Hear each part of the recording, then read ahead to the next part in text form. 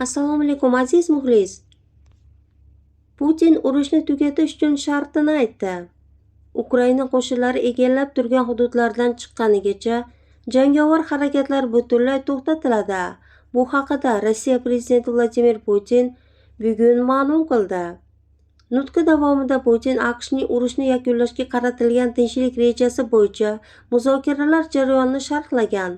Uning so'zlariga ko'ra, hozirda muhokama qilinayotgan hujjat loyihasi emas, balki savollar to'plami xolos. Rossiya, AQSh va Ukraina prezidentlari o'rtasidagi kelishuvlar asosida tinchlik kelishuvini imzolashga tayyor, degan Rossiya yetakchisi. Jurnalistlar savollariga javoban Putin shuni aytdiki, Rossiya va AQSh bu masalasini Alyaskadagi sammitdan oldin ham muhokama qilgan. Shundan so'ng 28 punktdan iborat kelishuvlar ro'yxati paydo bo'ldi, degan Kreml rahbari. Putinning so'zlariga ko'ra, keyinchalik AQSh va Rossiya vakillari Jenevada muzokaralar o'tkazgan.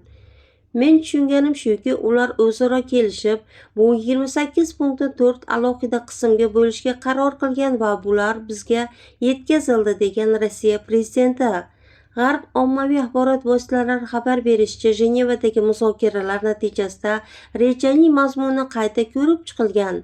Putin AQSh tomonidan taqdim etilgan hujjatning ayrim bandlari kelajakdagi kelishuvlar asosiga qo'yilishi mumkinligini aytib o'tdi.